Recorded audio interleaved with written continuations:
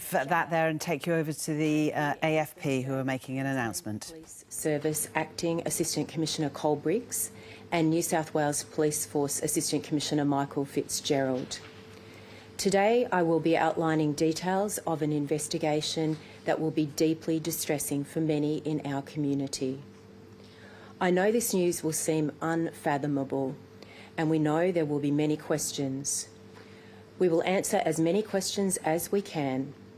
However, this matter is now before the court, and there will be some matters we will not be able to go into. Before I go into details, I am cognizant investigations like these can be re-traumatising for survivors of sexual abuse and loved ones. Please, if distressed, reach out for support or trusted networks.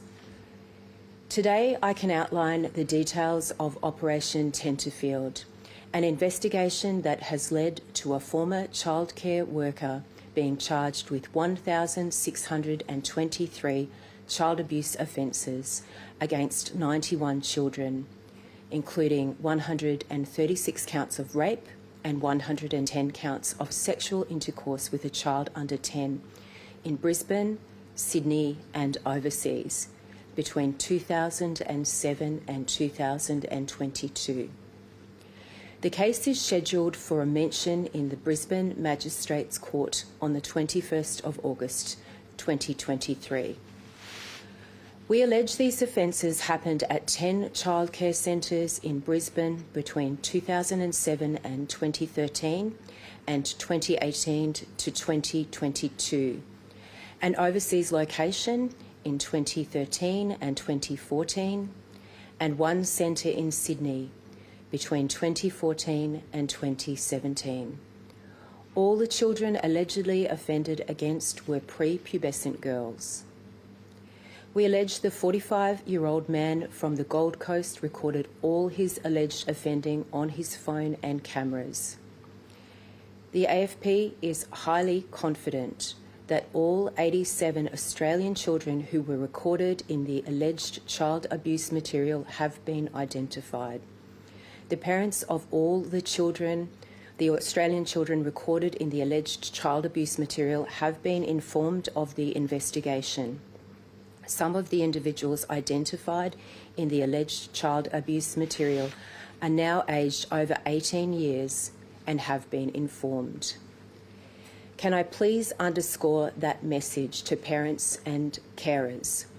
All of the parents and carers of Australian children who were recorded in the alleged child abuse material have been identified of the investigation. The AFP is currently working with an overseas law enforcement jurisdiction to determine the identity of 4 children who were allegedly offended against at an overseas location. The Gold Coast man has been in custody in Queensland since August 2022, when the AFP arrested and charged him initially with 2 counts of making child exploitation material and 1 count of using a carriage service for child pornography material. The AFP launched Operation Tenterfield immediately, and within hours, further alleged self-produced child abuse material was identified on the man's alleged electronic devices. Operation Tenterfield has in part focused on identifying the children in the alleged child abuse material.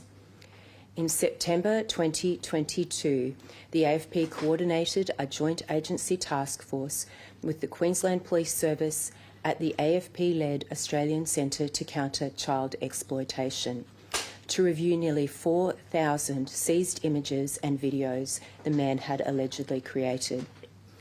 In November 2022, the AFP provided evidence to the New South Wales Police Force to enable an investigation for the alleged offending in New South Wales.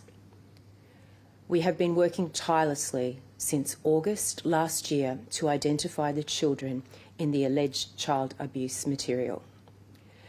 The man worked at other childcare centres, but the AFP is highly confident the man did not allegedly offend at those centres.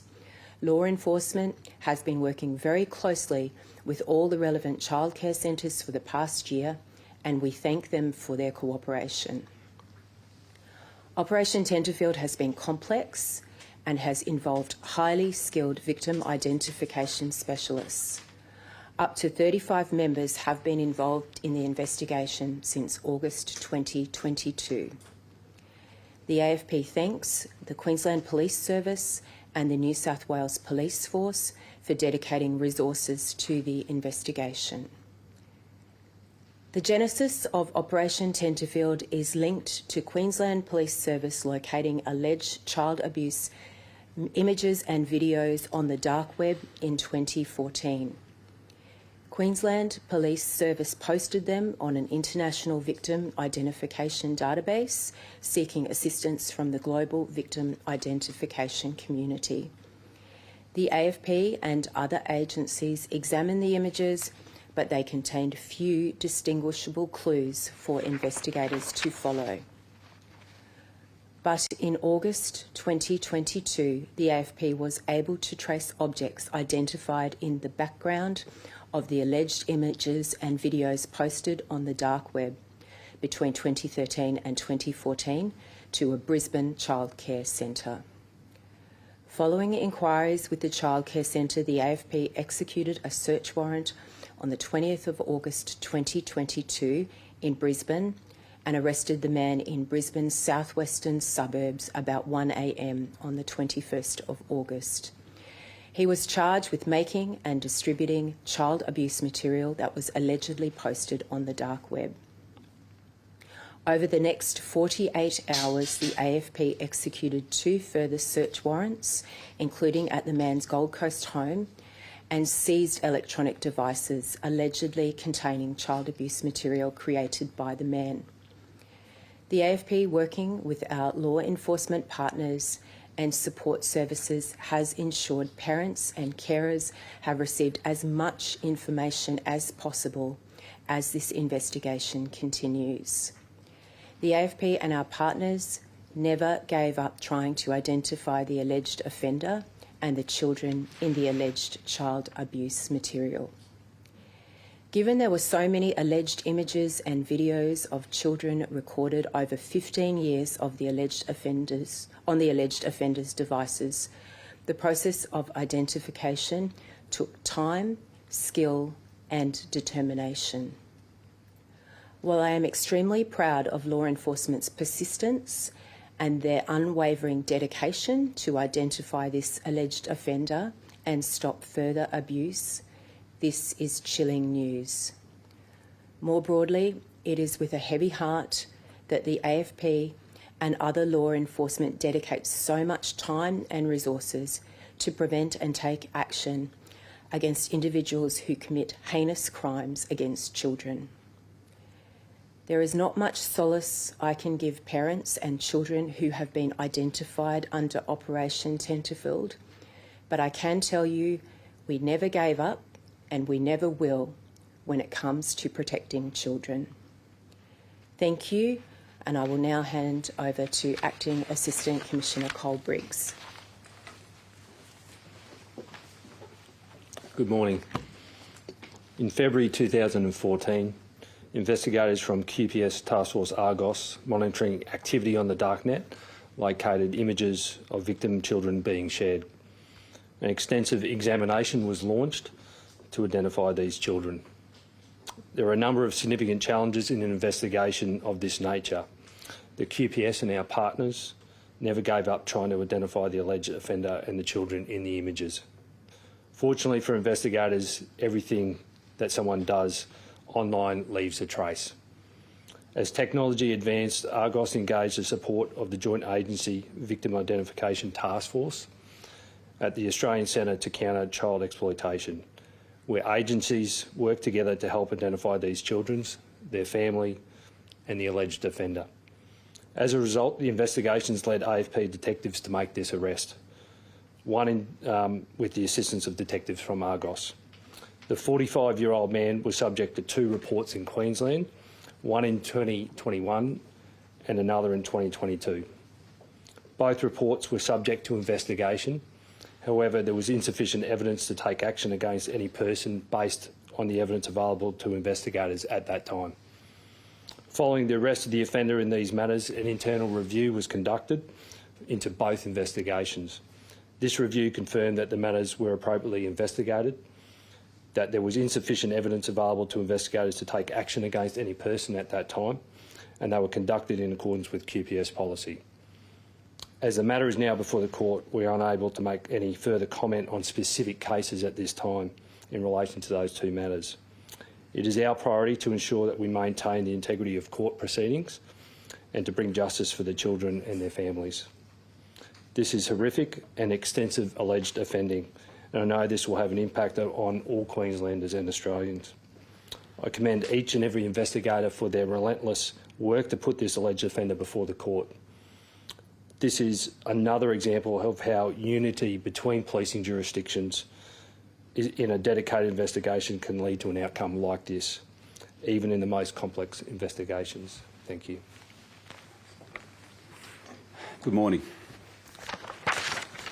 Today I announce that the New South Wales Police Force have obtained a warrant for the arrest of this 45-year-old man. That warrant relates to 180 charges of child sexual abuse. 23 victims are part of those 180 charges. Those charges carry life in Brisbane. Once this man faces the AFP charges here in Queensland, we will be seeking his extradition back to New South Wales. This is one of the most horrific child abuse cases that I've seen in nearly 40 years of policing. And New South Wales Police will continue to relentlessly pursue this matter on behalf of our 23 victims, who remain our #1 priority. Alongside our partner agencies, we are absolutely committed to prosecuting anyone who comes after our most vulnerable. Thank you. We're happy to now take questions. Would you compare this man's alleged offending to Shannon McCall in South Australia, who was another man who had access to children through his profession? So we're not going to make any comparisons, but I can say that all child abuse is abhorrent, and we will combine our resources to high priority to investigate all child abuse. Are you able to say what his role was within the childcare centres? Was he high level within? So the man had all the qualifications to work in childcare centres, and as the matter is now before the court, that's I won't be commenting any further. Did he have all the required certifications for working with children, or did that legislation sort of come in later on? The man had all the qualifications required to work in the centres that he worked. So what does that say about the scrutiny of those so-called precautions put in place to filter such threats? So the man had all the qualifications that he needed to work in the centres across Queensland, New South Wales, and we won't be making any further comment because the matter is the matter is before the court. I guess the question so many people are asking is, how is this man able to commit these alleged crimes over such a long period without being red flagged to any law enforcement? So the AFP did not receive any reports from parents or any other person prior to the man being arrested and charged. But he must have been trying his luck when given the sheer weight of offences, that there was a certain inevitability, perhaps even without the technology allowing police to catch up with him, of a child making allegations or several children making allegations. That just didn't happen. These are horrific crimes and are subject to matters before the court. There's very limited that I can say, as these charges will be going before the court.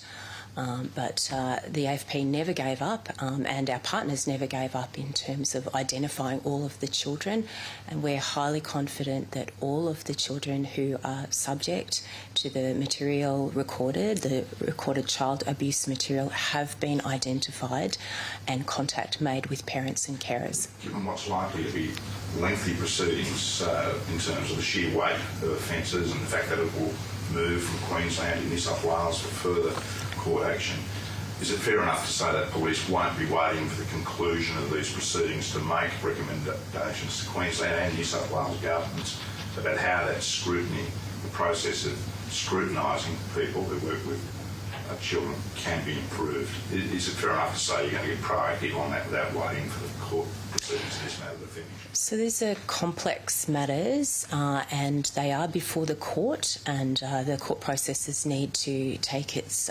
process. We have engaged with relevant departments and agencies, but I won't go into any further details in relation to that. It wouldn't be unfair to assume that you're already proactive in that area. We have made contact with relevant agencies. Speaking with the childcare providers, did any of them raise, suspicions or anything to you after the fact that thought about this man for these? The AFP had no information from parents or any other person prior to this man being arrested and charged.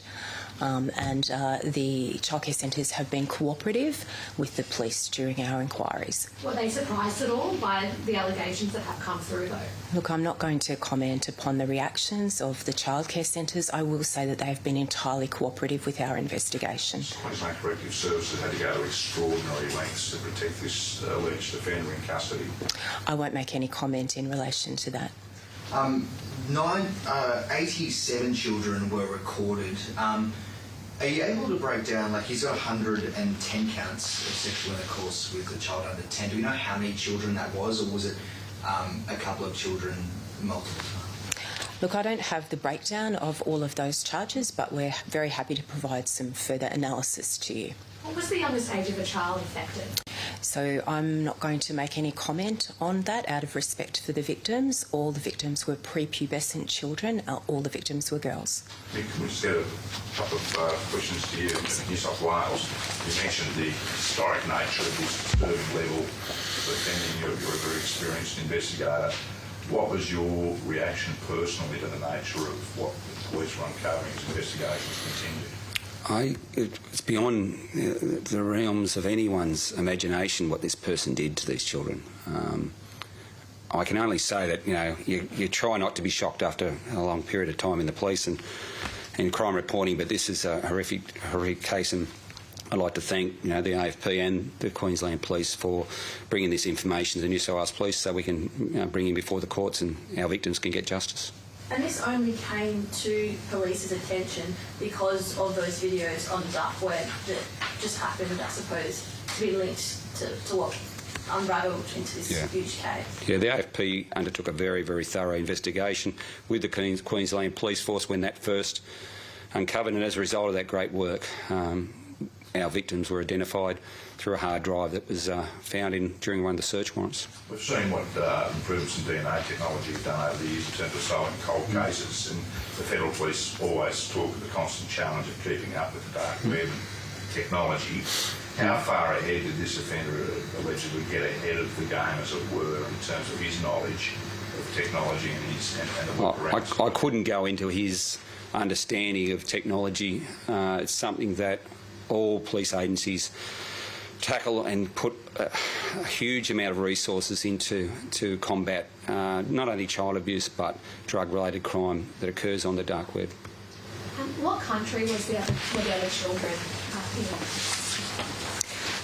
If I could just make a comment that the dedication and commitment of victim identification specialists who are highly skilled resulted in putting together the pieces of this puzzle, and I commend the perseverance and dedication of the victim identification specialists. Often there's a shred of detail and it's really painstaking work to try and identify offenders and victims of images and videos that are posted, and this was a process that took place over many years, but the AFP, the Queensland Police Service and other law enforcement never gave up, and it's a real testament to their dedication to protect vulnerable people in our community.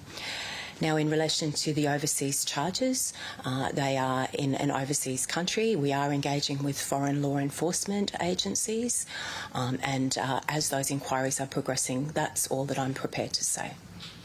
Was this man part of a dark web community where you had to upload child exploitation material to maintain your membership? There's a number of factors that surround the dark web activity that will be subject to the charges before the court, and I'm not prepared to go into that. From a Queensland point of view, Acting Commissioner, if we could just get some comments from you, just in terms of reassurance, all parents in Queensland, what would you like to say to them now that what police have done to recommend perhaps a tighter scrutiny of people who work in the company of children, given the certification process existed when this fellow was able to operate? What can you tell us about any advice perhaps that's been given to the Minister or the government generally about improvements that are needed immediately? I think, as my AFP colleague reiterated before, that these matters before the court, and those are obviously, that's the priority for us at the moment, is looking at those. Obviously, we take into consideration as part of any investigation about any improvements that might be made. What I would say and reiterate is that all three agencies are confident that all offences have been identified and that all families have been contacted, and we're confident that there are no outstanding matters. And so just to clarify, QPS did previously investigate this individual? Correct. Given the breadth of material that was found in the AFP investigation, how can QPS feel comfortable that all is done to investigate him appropriately? Yep, so in regards to the investigation conducted in 2021 and 2022, none of that material was known to the QPS investigators at that time. That came to the awareness of the AFP investigators when they conducted their investigation. Those reports, were they from the public or from people in positions perhaps from... Just as some of those matters are before the court, I won't go into details in regards to where the information came from. I understand that this material was found on the dark web, but was any of this material found in hard drives or in hard copy on any of his devices at his address? Could they have been found previously? I might hand over to our AFP colleague to answer that one.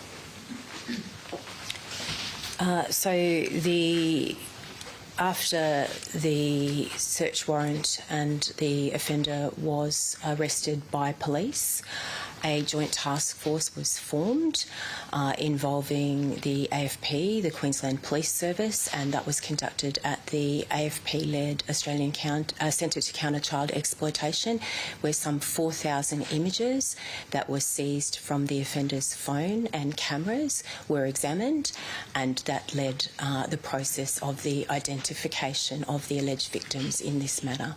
Your New South Wales colleague said that this is one of the worst cases of child abuse he's seen in 40 years. How does it rate for you as the AFP, out of respect for victims, does not compare cases. I will reiterate that all child abuse is abhorrent, and all investigative resources are prioritised to protect victims in the community. So I'd like to go back to QPS for a moment. Given that there were material on phones and cameras, did QPS access this person's home? No, we didn't in our investigations. There was no information in regards to any recording at that time for our investigations we were undertaking. So what were the allegations that you were investigating? As I say, because some of those matters are before the court, I won't go into specific details about each of the cases. Sorry, you said there's 23 more victims that have come forward since that. No, they didn't come forward. They were identified. Sorry.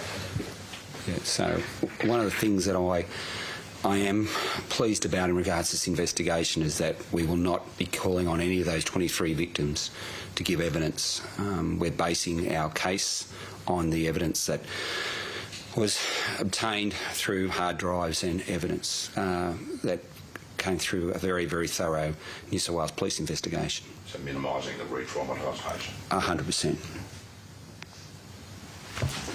For the parents of these children, were all the parents aware of the abuse that had taken place? Or was this investigation a complete surprise to them? So I'm not really wanting to go into the reaction of parents. Obviously, this is shocking and chilling news. The AFP and the New South Wales Police Force have undertaken to give parents as much support as is needed and as much information as we are able to provide to the parents and carers of the children who were recorded in the alleged child abuse material. Obviously, it's really, really chilling and shocking news for any parent. And are you able to say which parts of Brisbane, Sydney, regionally, north side, south side? Where we have a number of matters before the court, and I'm not able to elaborate any further. Thank you. Thank you. Assistant Commissioner Justine Gough there ending that news conference from the Australian Federal Police. A truly harrowing news conference where Federal Police revealed that they've charged a former childcare worker with more than 1,600 child abuse offences, and it involves 91 children. The charges involve more than 136 counts of rape, 110 counts of sexual intercourse with a child under the age of 10. The allegations are that they happened in Brisbane, in Sydney and at a childcare centre overseas. The dates, 2007 to 2022. So a 45-year-old Gold Coast man who's been in custody since August of 2022, and he was initially charged with 2 counts of making child exploitation material, and this case will be mentioned in the Brisbane court later on this month. A truly harrowing story, and if it has raised any issues at all for you, you can get help by calling the National Sexual Assault and Family Violence Counselling helpline. The number for that is 1-800-RESPECT. That is 1-800-737-732. And also, if you need information or support, you can contact Beyond Blue. Their number 1300 22 46 36, 1300 22 46 36, or Lifeline, their number 13 11